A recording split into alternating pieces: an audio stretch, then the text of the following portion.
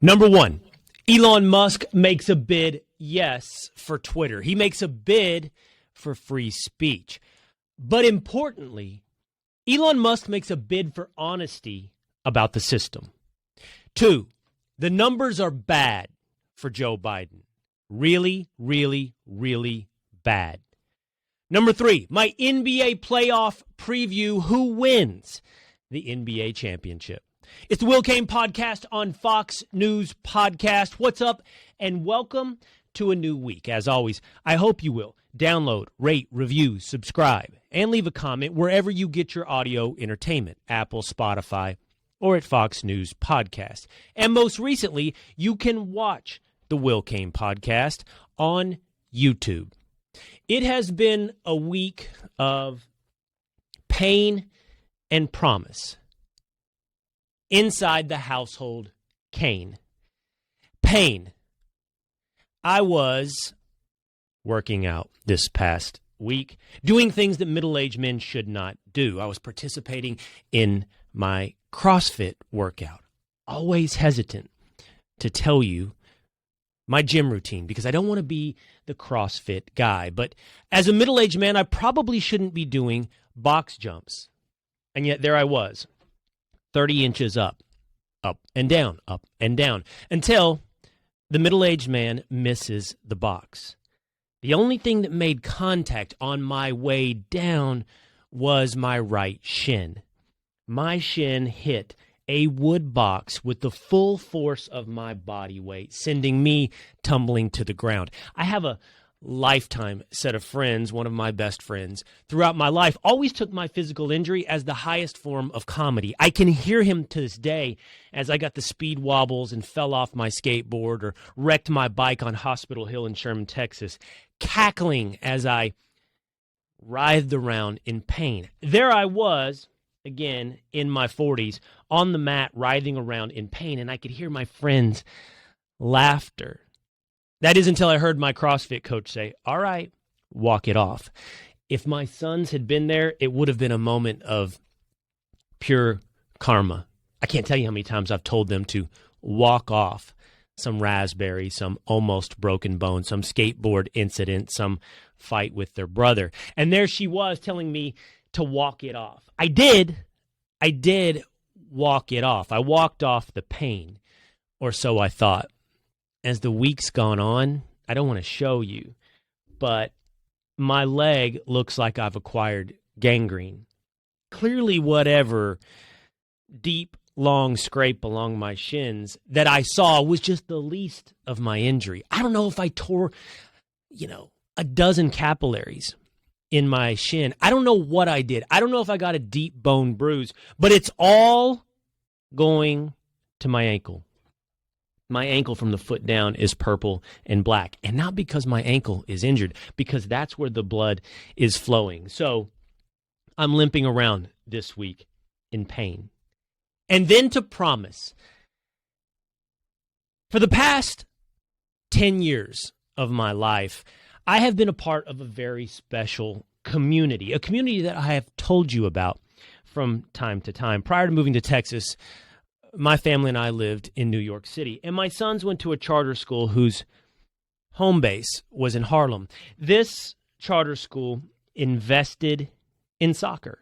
It's why I like soccer to this day. I used to make fun of soccer. Any sport that I thought had the possibility of ending in a 0-0 tie was one worthy of mockery. Not for the past decade. I fell in love with soccer because my sons started playing the sport through their charter school.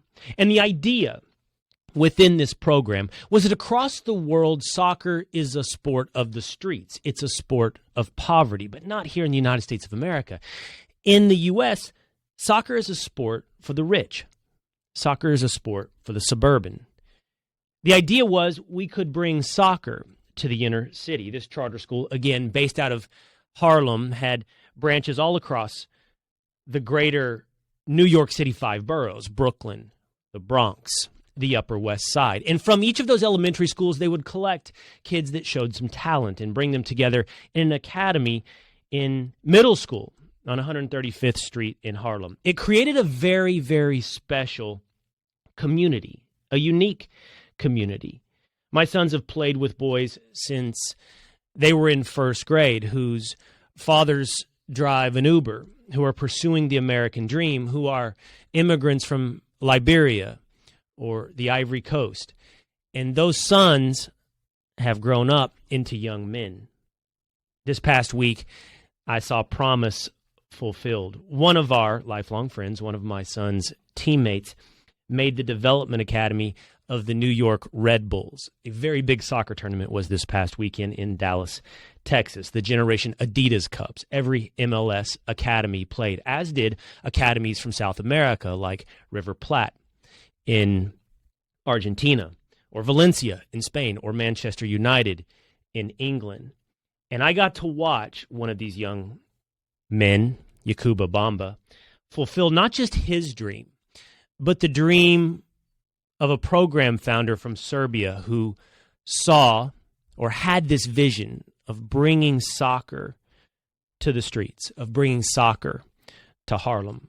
It was a promise fulfilled of many, many coaches who've invested in many, many kids, and many, many teammates who've supported each other along the way, and many, many families who stood on the sidelines and learned about each other's lives and learned about each other's cultures, who shared what it's like to be from Texas or it's like to be from the Ivory Coast, and who became a family. Yakuba's just the first. There will be other boys from our program, from Success Academy, who make it. I know there are others who will soon join NYCFC or the Red Bulls or another academy. But it was such a moment. I can't tell you how it set aside any potential pain in my leg, because my heart was so full with pride. So much promise, so much positivity, so much good that can be done in this world, and so special to be a part of a community. Story number one. Elon Musk makes a bid for honesty about the system. You know, at this point, we are toying with the idea of whether or not the world is driven by a corrupted culture from the bottom up, or the world is driven by a conspiracy from the top down. I had a conversation with Dave Rubin here on the Will Cain Podcast this past week about that exact idea. Do we see a culture corrupted, or do we see a protected elite driving a vision of their future, of the United States of America? We'll mark one up this week for the tinfoil hats. Mark one up this week for the cynics. Elon Musk, about a week after buying a 9% stake in Twitter, made a bid to buy the entire company and take it private. Elon Musk offered $51 a share for Twitter. That's $41.4 billion for the entire company, and it represented a 38%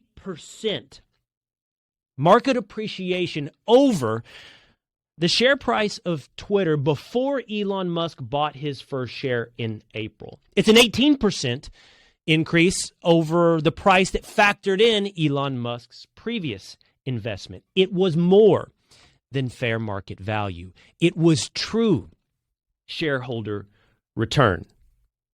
And it was roundly poisoned. First, some background.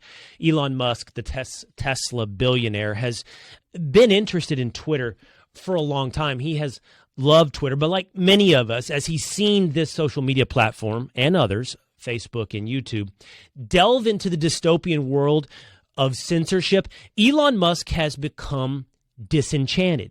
His answer, though, is not to divorce himself from Twitter, but to impersonate Bruce Wayne, to go and buy that which he once loved, to go and buy that which he hopes to reform. Elon Musk describes himself as a free speech absolutist. He has described his position as free speech is listening to people you dislike say things you dislike. But that is a point of view that seems to have lost fashion. You could almost point to the generational change when that fell out of favor.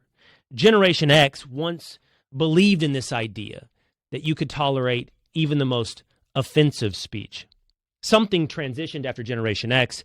the millennial generation, and that's not to say every millennial, but the millennial generation and Generation Z seem much more interested in safety than they do in freedom. And the response to free speech absolutist Elon Musk potentially buying Twitter has disrupted that safety, the collective freakout. The collective therapy session inside of a safe space was felt across the media landscape, Twitter, and the billionaire class. We saw the blue check marks on Twitter, people like Robert Reich or Max Boot, say that Elon Musk represented a threat to democracy. Should he be allowed to buy Twitter and end, quote unquote, content moderation, that's just a modern day euphemism for censorship, then that would represent a threat to democracy.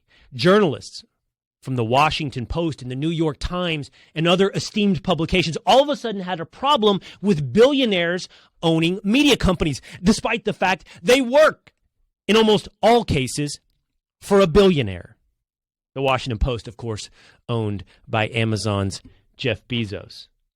Employees at Twitter called an all-hands-on-deck meeting, threatened to walk out, couldn't work in an environment where they had to give up control of the lever or the finger on the censorship button. But most importantly, the billionaire class, the board, the elites had to reject this opportunity for profit. The board of Twitter quickly instituted a poison pill. They, within just a couple of days' time, put in a temporary measure that if anyone over 15% tried to buy a larger stake or controlling stake in Twitter, that it would dilute all of the shares within Twitter. And that would mean your shares and my shares, the shareholder of Twitter, whoever it may be, dilute, meaning lessen the value of what you own. This position, this anti-Elon Musk position, I think was best voiced by the Kingdom of Saudi Arabia. The Kingdom of Saudi Arabia, led by its royal family and their bottomless riches of investment funds, put out a tweet saying that they didn't believe Elon Musk's bid represented sufficient return on investment in Twitter. There's no competing bid. There is no stock price. There is no alternative pricing mechanism that said Elon Musk's bid was anything but above fair market value. So what was it that brought journalists and blue check marks and others on the side of Saudi Arabia? Saudi Arabia, the nation that's accused of killing a journalist in Jamal Khashoggi. Saudi Arabia, the nation where it is against the law to be homosexual. It is punishable by death. Saudi Arabia, not exactly the bastion of democracy. How is it the people that say that Florida's bill, led by Governor Ron DeSantis, the Parental Rights and Education bill, that they've dubbed the Don't Say Gay bill, all of a sudden find themselves on the side of Saudi Arabia? How is it the quote-unquote defenders of democracy are all of a sudden on the side of the authoritarian monarchy? How is it that people who would hold themselves out to be the standard bearers of the liberal tradition are the ones most interested in protecting a ruling class whose most animated motivation seems to be censorship? Censorship is what this is all about. There are protected interests in the United States of America, and those protected interests are interested in protecting Twitter. I want you to think about what they were willing to sacrifice. And as a process, let's think about what exactly is the platform of Twitter. It sure as hell isn't about democracy. Defending Twitter from Elon Musk surely isn't about the democratic process. How else could you find yourself on the side of Saudi Arabia? It surely isn't about free speech. That ship has long sailed. We're now clearly in the age of content moderation. But most shockingly, it isn't even about greed. It's not about money. It's not about shareholder value. Whoever and whatever controls, these protected interests, those interests did not include getting rich. Elon Musk offered 38% above April 1st market value. That is real shareholder return. What could be so important in a capitalist system, on the stock exchange, in a market-driven economy, that you'd be disinterested in a 38% return? And the answer is censorship. The answer is control.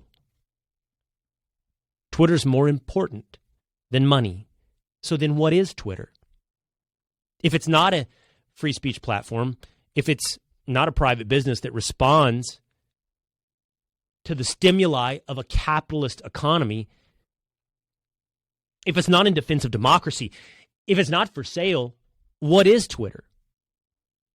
It's a thought control platform.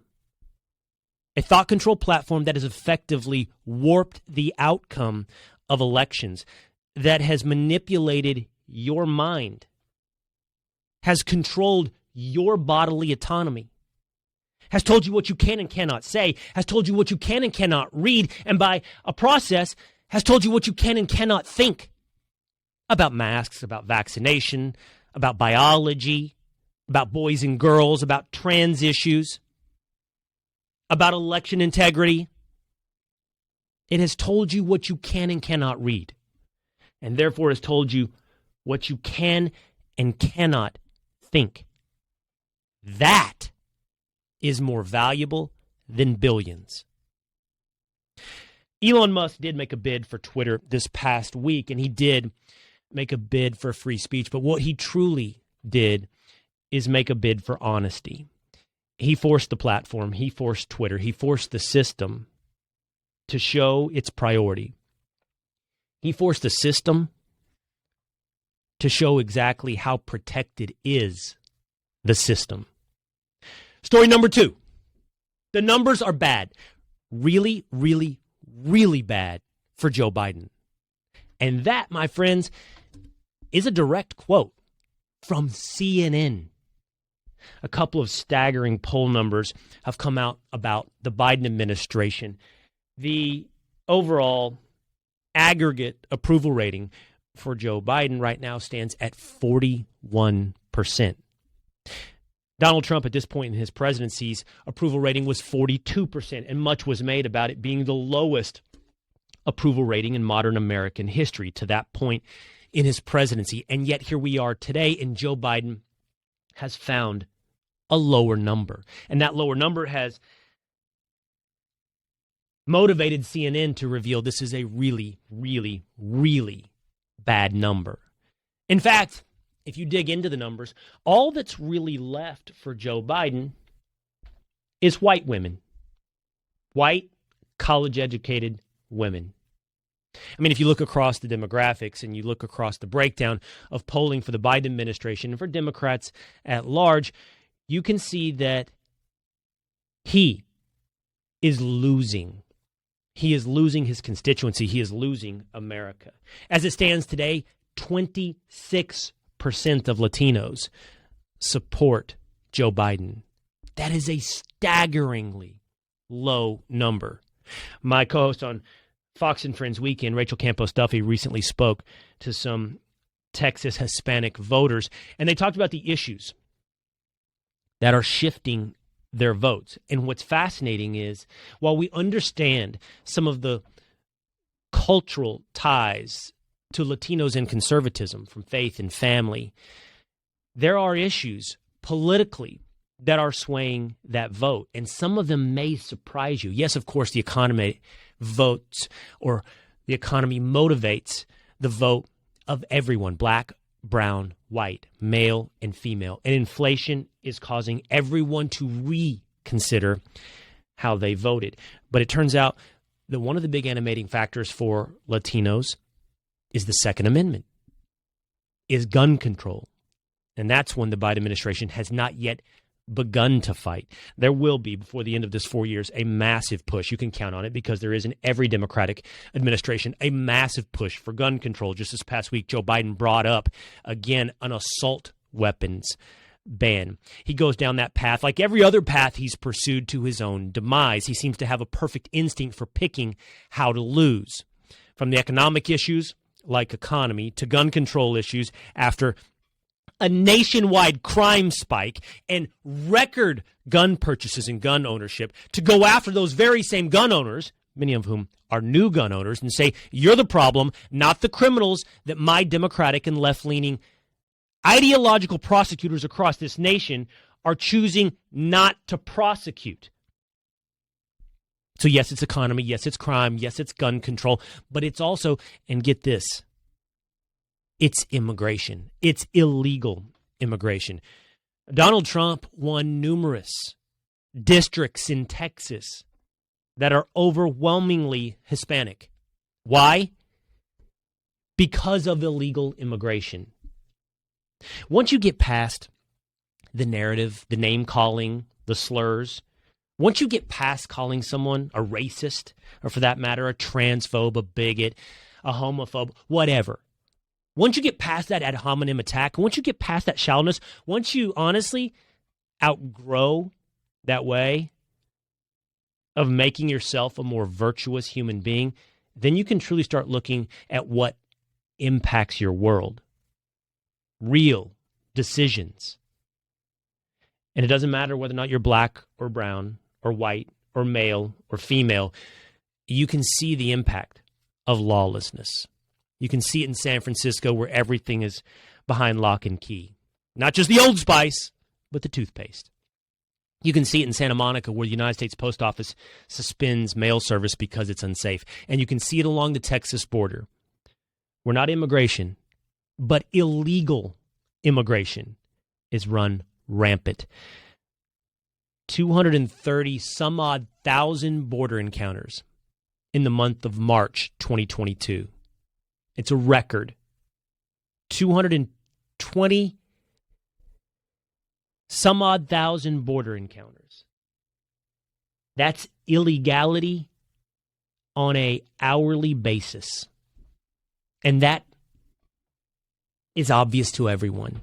And that motivates everyone. 26% approval rating for Joe Biden among Hispanics. 41% for Joe Biden as an overall approval rating. And that is really, really, really bad. Story number 3, my NBA playoff preview. The NBA playoffs have tipped off, and as you can see, I'm ready. I never disguise my feelings. I never disguise my biases. You know where I stand. You know my opinion on my politics, and you know my loyalties when it comes to sports. The Dallas Mavericks have tipped off against the Utah Jazz, and they have done so without Luka Doncic. And that only dents my confidence a little. Here's my NBA playoff preview all the way to the NBA championship. Let's go to the first round in the Western Conference, where it's the Phoenix Suns against the New Orleans Pelicans.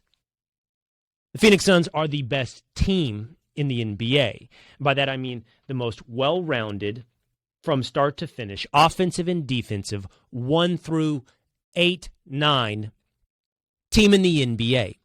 And the Phoenix Suns will handle the New Orleans Pelicans, no matter how determined and how good is young Brandon Ingram. I've always been a defender of Brandon Ingram. He's very good. He's doing it now without Zion Williamson. The future is bright for the Pelicans. Once they have Zion and Ingram and McCollum, the future is bright for New Orleans. But the future is now for Phoenix. The 2-7 matchup in the West is the Memphis Grizzlies against the Minnesota Timberwolves. My pick, the Memphis Grizzlies. I have an opinion on what's real and what is not so real for the Minnesota Timberwolves. Karl Anthony Towns, so disappointing. Not real. Too much to prove. Not arrived. The way that Karl Anthony Towns played in the play-in tournament game was so disappointing, fouling out early in the fourth quarter. Karl Anthony Towns has to become someone who lives in the stratosphere of those with whom he's compared. A big man that can shoot the three. You know who they invoke? They invoke Dirk Nowitzki. Long way to go for Cat. But here's what's real. Anthony Edwards. Anthony Edwards can play. But he can't match the well-rounded nature of the Memphis Grizzlies. We want to talk about Ja Morant, and we should, but the Memphis Grizzlies is a story of Morant and Jaren Jackson and Desmond Bane. The Memphis Grizzlies are the story of a team. And, you know, the story of the NBA playoffs comes down to essentially about 2 or 3 issues. It's this. More often than not, overwhelmingly more often than not in the NBA, the favorite wins the series. Why? Because it's a best-of-7 games series. And when you play a format like that, you wring out the statistical ability or probability of an upset. That happens in the NFL where you have parity and you have one-and-done playoff format. But in Major League Baseball, and even more pronounced in the NBA, the favorite almost always wins. And that's the story for me, at least when it comes to the West. But the story is also about injuries. Will the Dallas Mavericks have Luka Doncic? And when will they have Luka Doncic? Will the Golden State Warriors have Steph Curry? And when will they have Steph Curry? The Warriors, the 3 seed, take on the Nuggets, the 6 seed. And the hottest player in the NBA is Nikola Jokic of the Denver Nuggets. But if Steph Curry plays, and plays enough, the Golden State Warriors should prevail over the Denver Nuggets. If Luka Doncic can play, the Dallas Mavericks should prevail over the Utah Jazz. That's the 4-5 matchup. And even if Luka can't play, Jalen Brunson, and importantly, newly acquired Spencer Dinwiddie, I believe can carry the Mavericks even past the Jazz. If they get half of the series from Luka Doncic, I think the Mavs move on. I'm picking the Mavs and the Warriors, the Grizzlies, and the Suns to come out of the West. It's chalk. It's the stats. It's overwhelmingly the favorite wins in the NBA. But when they do not, it's because the underdog has the best player. And in NBA, even though we've watched as it's moved towards this league of parity, a league of not stars, but teams. Best illustrated, I think, by your 2 number 1 seeds, the Phoenix Suns and the Miami Heat. You're going to need a star to overcome that team. The 1 seed Miami Heat in the East take on the Atlanta Hawks. The Heat shoot and the Heat play defense. And that's enough to hold Trae Young at bay. The Hawks, number 8 seed, go down to the number 1 seed Miami Heat. The number 2 seed Boston Celtics take on the number 7 seed Brooklyn Nets. Now, look, the Celtics are a team. They play defense. They have a star in Jason Tatum. They have a co-star in Jaylen Brown. But this is Kevin Durant and Kyrie Irving with the Brooklyn Nets. Maybe Ben Simmons, but I have no idea, nor do you, nor does anyone, what that will look like. But Kevin Durant and Kyrie Irving. This is the kind of stardom that wins championships. This is the kind of stardom that has already won championships. If you're going to beat a team, you need to be injury-free. If you need to beat a team, more often than not, you're going to be the favorite. But if you're going to beat a team, you better have the bigger stars. And the Nets do. I'm taking the number 7 seed Brooklyn Nets and Kevin Durant and Kyrie Irving in the opening round series against the Boston Celtics. The 3-6 matchup is the Milwaukee Bucks against the Chicago Bulls. This one is easy. I think it's unanimous. Everyone is picking the Milwaukee Bucks. Chicago Bulls are on their way downhill towards the end of the season, and the Bucks are the Bucks with Giannis. And the 4-5 seed is the next closest matchup to the Celtics and Nets. It's the Philadelphia 76ers taking on the Toronto Raptors. Some of the insider knowledge is to pick the Raptors. But once again, I'm going to revert to stardom on this. I'm going to revert to Joel Embiid. The Raptors have a lot of big, long-arm, tall dudes that can defend and double Joel Embiid. And then that means what? A really scary proposition, actually. Can James Harden deliver in the playoffs? I mean, James Harden in the past has delivered. Just at some point in the playoffs, it comes to an end. But more often than not, after the first round. But the aged, mercurial James Harden, is it enough to take him past the Toronto Raptors? For me, right now, that answer is yes. At least one round. So in the East, I'm taking the Heat, the Nets, the Bucks, and the Sixers. That takes us to the second round. I'm taking you all the way to the championship in the West. It's Phoenix against Dallas and Golden State against Memphis. I will take Golden State with Steph Curry against Memphis. I will take Golden State with Steph Curry and Klay Thompson and Andre Iguodala and Draymond Green and their young players in Poole and Kuminga. And I will take the Golden State Warriors over the Memphis Grizzlies. And then, if he's healthy, if Luka is playing, I will take the Dallas Mavericks over the Phoenix Suns. I'm getting waving away from the control room. Watch it happen. If you've never watched Luka Doncic play and you're not into the NBA, do yourself this favor. Reward yourself this treat. You're talking about someone who seems to have a joystick for the entire court. Not just his movement, not just his teammates, but the opponents as well. I'm telling you, he's a basketball genius.